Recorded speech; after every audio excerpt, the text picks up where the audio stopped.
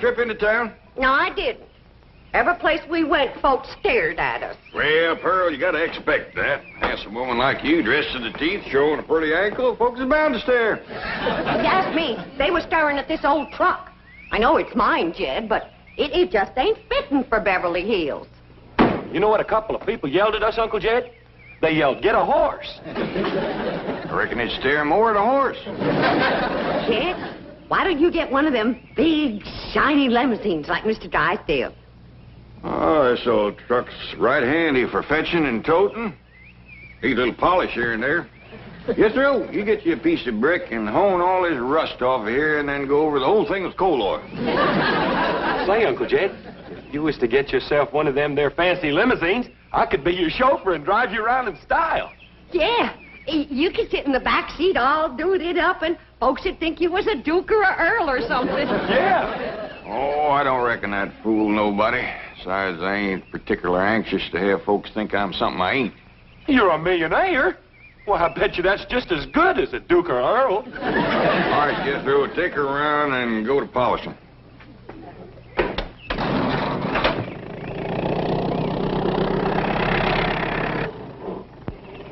You know, Jed, Mr. Drysdale could help you get into high society, and you could join one of those fancy clubs and go to stylish parties and get my picture in the paper. I mean, get your picture in the paper. I don't hanker for high society, Pearl, but if you do, I'll speak to Mr. Drysdale. You tell me that when it comes to society, his wife is one of the first hogs to the trough. It ain't for me, Jed, but it sure would be nice for Elly May. Why, she could be a debutante and have a coming-out party and... What's that? Yeah, it's a party where unmarried society girls meet unmarried society fellas. Why, Elly May and me could get Elly May could get a husband in no time. Jed, you got my butter churn patched up? Well, I ain't got it quite finished yet, Granny. Jed, do you have to do your chores out here in front where everyone can see you? Well, no, Pearl, but the light's better here, and these iron chairs here make good workbenches. What'll the neighbors think with all this stuff out here? Pearl's right, Jed. It does look like we're showing off. Showing off? Oh, I bet there's not another family in Beverly Hills has a butter churn like that one. Paul, you got Granny's spin wheel fit? She's going to show me how to make Lindsay woolsey thread. Oh, how am I ever going to get this family in high society? What's that, Aunt Pearl? Well, society is where a bunch of high-class folks do a bunch of high-class things. Like what? Well, like drinking tea and playing bridge and having parties and getting dressed up and going to the Opry and getting wrote up in the paper. I give up. You can't make silk purses out of sow's ears. If Pearl's so dad blame anxious to drink some tea, I could make her any kind she wants. Some red clover, some slippery elm, or some sassafras. I don't reckon it's the tea so much as who she's drinking it with, Granny. Pearl would like to get in with them society women like Miss Drysdale. Yeah. Pearl always was one to want better than what she could afford. That's Pearl. Too poor to paint and too proud to whitewash.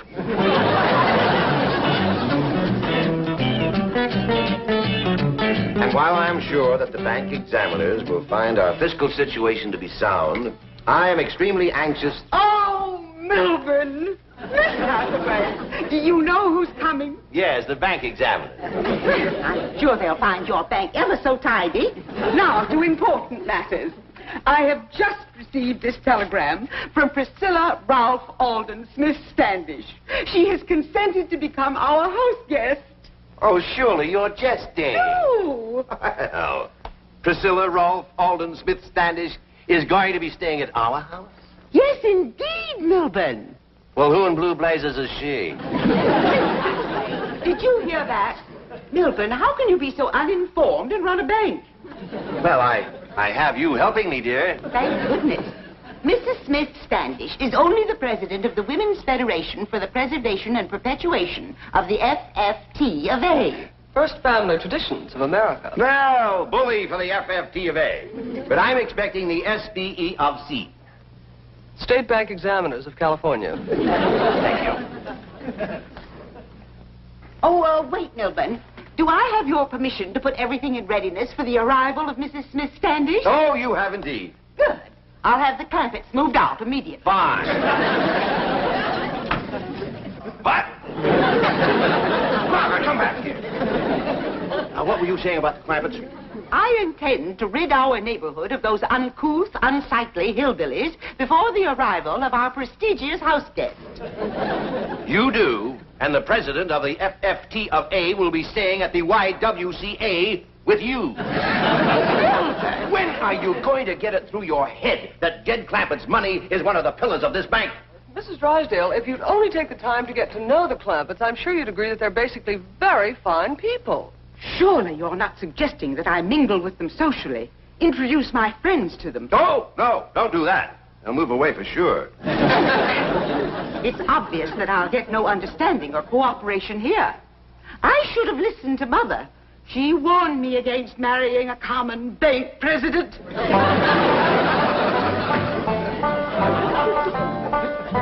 Well, we're good now, Granny. What room do you want me to put it in?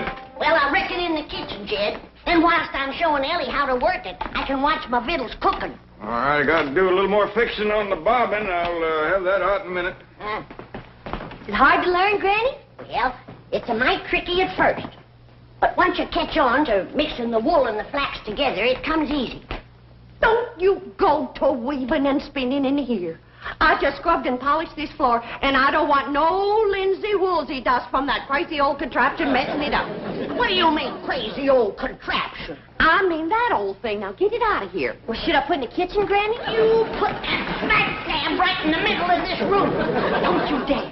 This floor is clean enough to eat off of. Good. Elly, fetch my pot of jowls off of the stove. You splatter one drop of jowl juice on this floor, and I'll rock this spinning wheel around your neck. You touch that spinning wheel, and there'll be more than jowl juice splattered on this floor. You lay a hand on me, and I'll bash you over the head so hard your shoes will have 3 tongues.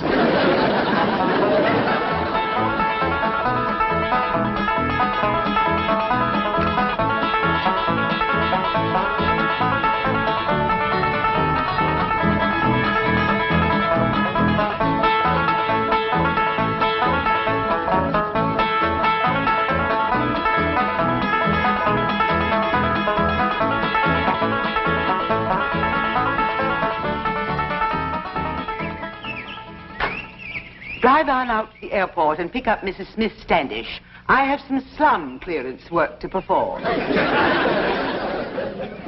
howdy there, Miss Drysdale.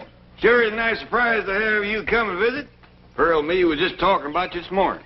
Pearl's got a hankering to get into society, and I says, well, I hear tell when it comes to society, Miss Drysdale is one of the first hogs to the trough. Say, you're looking mighty green around the gills. Come on inside and have a mess of Granny's jowls and sorghum. That'll put you to feeling bushy-tailed. I'm expecting very important company.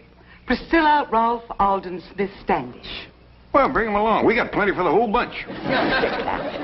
Priscilla Rolfe Alden Smith Standish is only one woman, and probably the world's greatest authority on colonial history, early American genealogical origins, and 17th and 18th century artifacts. And she is the esteemed president of the FFT of A.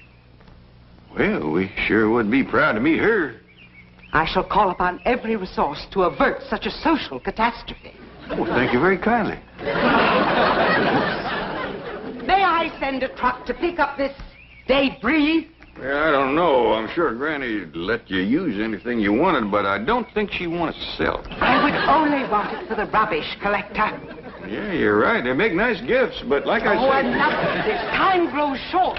You are a disgrace to Beverly Hills. You in this pile of junk. Why don't you go back to the woods and live in a cave where you belong? Bravo! My sentiments precisely. You are indeed a disgrace. And the sooner you leave this lovely community, the better. Just a doggone minute, fatso. You be careful what you say to our granny. Give us some of those kisses. Now, no. How dare her to say them things about sweet little granny? Pearl, I hope you ain't in no hurry to get into high society. I just don't think that Miss Drysdale is gonna be too quick about giving you a leg up.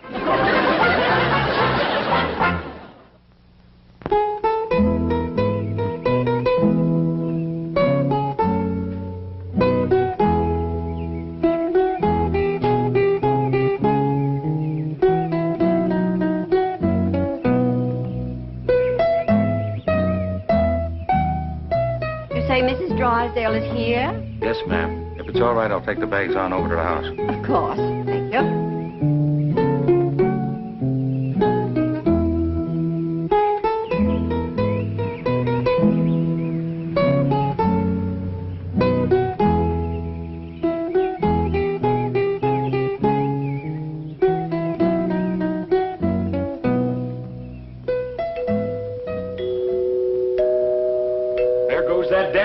Music again.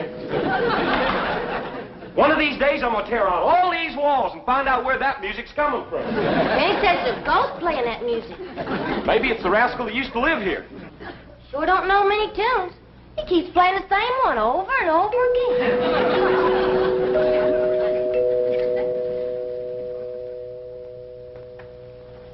Jethro, why don't you ask your teacher over to Pot School about that music? I'll do it, Uncle Jed. But one thing I know for sure. Somebody's going to come to that door. They always do when you hear that music. See? Sure had it pegged right. By the way, your mom wants you in the kitchen.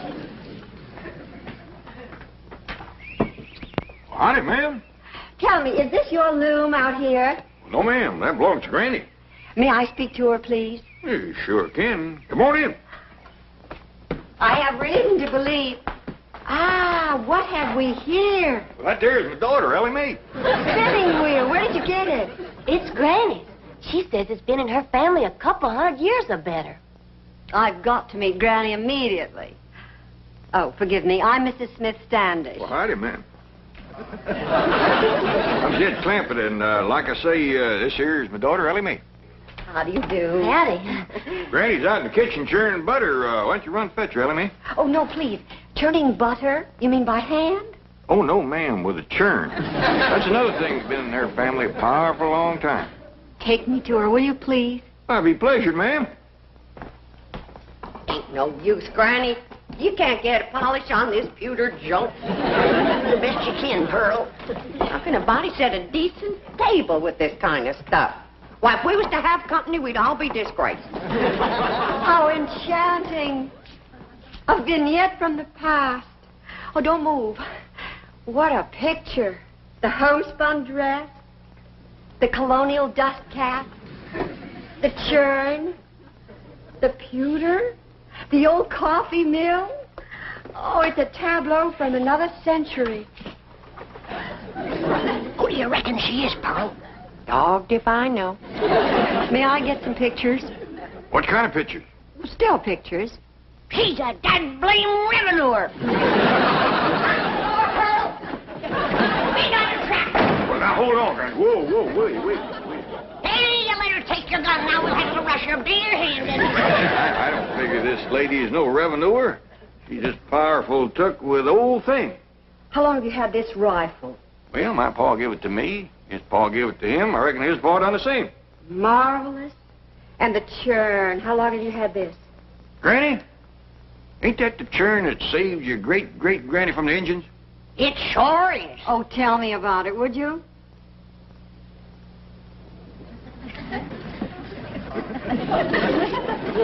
Well, my great-great-granny was a toting this churn from the cow barn to the cabin. When two big Indians jumped out of the woods to scalp her. She had beautiful hair, just like mine. Get on with the story, Granny. Well, She was out of sorts to begin with, 'cause it was a hot day, and the butter kept a-melting. And with them two redskins trying to snatch her hair, that riled her up but good. So she yanked up the dasher and she whacked one of them with it. Then she upended the turn over the other one. That old Indian ran out into the woods, all covered with hot melted butter. He hadn't gone 50 feet when a great big old bar came out of the woods, grabbed that old rascal, and licked him to death. What a wonderful story. From then on, every day that old bar would come around looking for Granny to send him another hot-buttered Indian.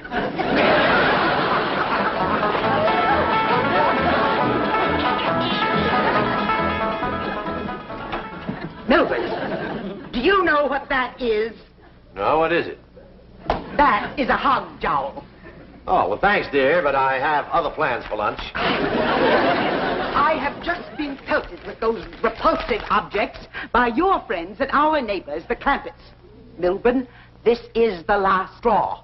Call out the militia. Have the neighborhood rezoned. Write our congressman. Do anything that's necessary, but get rid of those hillbillies. Oh, Margaret, they're not a bad sort. They're barbarians. And I warn you, Milburn, just as they brought about the decay of Rome, so Beverly Hills will crumble and... Oh, please, Margaret, relax. Oh, you don't understand such things as class war. You're of common birth. But we of the aristocracy have always had to fear the hostility of peasants. I tell you, Milburn, those Clampetts are dangerous. If they'll attack me with hog jowls, think what they might do to a woman like Priscilla Ralph Alden Smith Standish. And she's due to arrive at any moment. Oh, she has arrived, Mrs. Drysdale. Your chauffeur just phoned. He dropped her off at the Clampetts, thinking you were there. Oh, they have her. She's been delivered into the hands of those savages. Well, get those savages on the phone. We'll prove to Margaret that everything is all right. This may be the oldest piece of pewter ever to be found on this continent. Now, I'm just mortified, Mrs. Smith Standish. I'm going to have to Cousin Jed to get rid of all this junk. Now that he has money, I'm going to throw it all out. No, please, it's priceless. Say, Miss Smith Standish, if you like old things, just wait till you get into this trunk. You'll be happy as a heifer in red clover. Marvelous. Unbelievable. Is this your family Bible? Well, no, not anymore. It got too old. Commenced to crisping and flaking off, so they pitched in and got another one about 100 years ago. It's in there in the parlor. Well, I'll get it, Uncle Jed. Hello? Dedicated to Queen Elizabeth. Yes, ma'am. This is Jethro. Mr. Clampett, this is an original Geneva Bible. It's sometimes called the Puritan Bible. 400 years old. Oh, why, yes, ma'am, Miss Hathaway. She's right here. You want on the phone, ma'am? Not now. Tell him I'm all tied up. Hello? Oh, she can't talk right now. She's all tied up in Uncle Jed's trunk. Hello? Hello?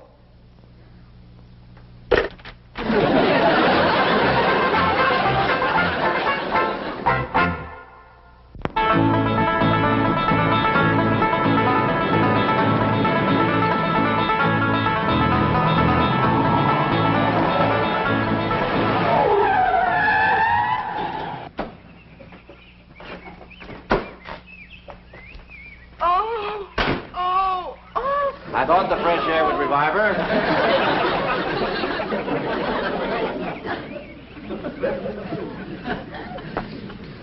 Oh, Milburn, what if they've strangled my president? Or she's suffocated in that trunk? Mrs. Drysdale, I am certain the Clampetts would not do violent harm to Mrs. Smith Standish.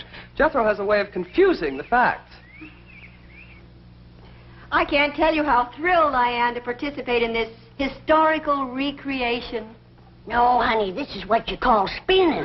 You gotta hold your thread tight. I will. Untie this woman. Madam President, what have they done to you? Milburn, call the police. I want these ruffians seized and hanged immediately. What are you doing? Rescuing you from the grimy clutches of these peasants. Peasants? My dear Mrs. Drysdale, it may interest you to know that I have established almost beyond a doubt that Mr. Clampett here is a direct descendant of the first man to come ashore at Jamestown, Virginia, May 13th, 1607. What? You mean? I mean that when your family and my family arrived on the Mayflower, his family was waiting for them.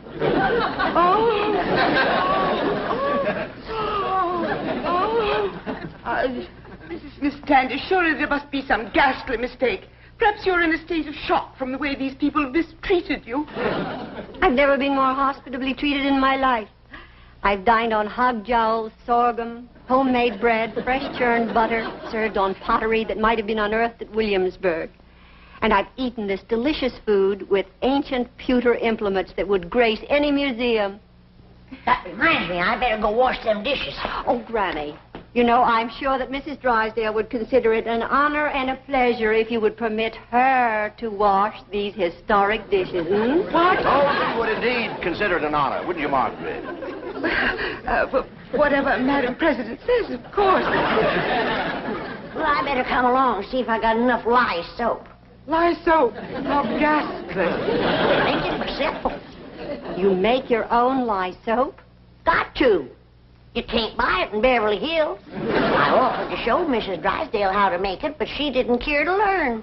Mrs. Drysdale, am I to understand that you are ignorant of the process by which your own colonial ancestors made their soap? Well, Madam President, Oh, your education has been shamefully neglected.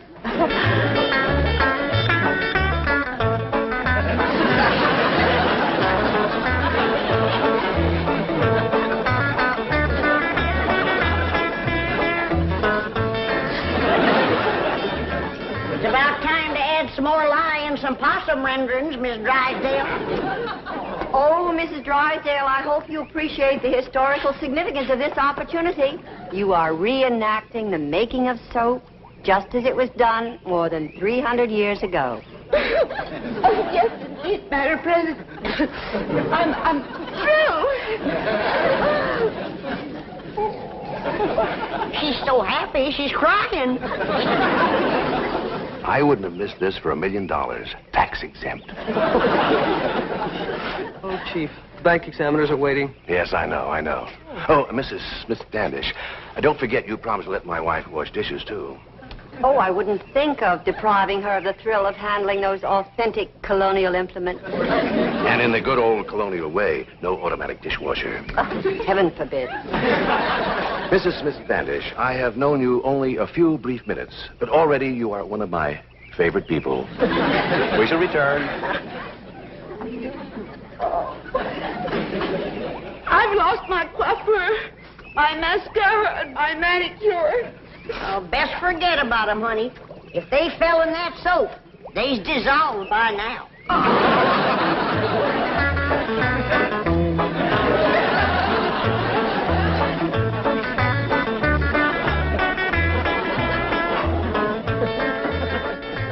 How you doing, Miss Drysdale? I can scare you up a few more things to wash if it pleasures you. Oh, no, please.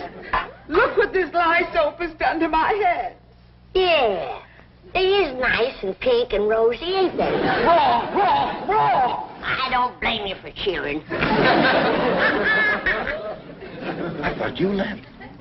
I couldn't tear myself away from the picture of my wife washing dishes. She's taken to it like a cold hog to warm mud.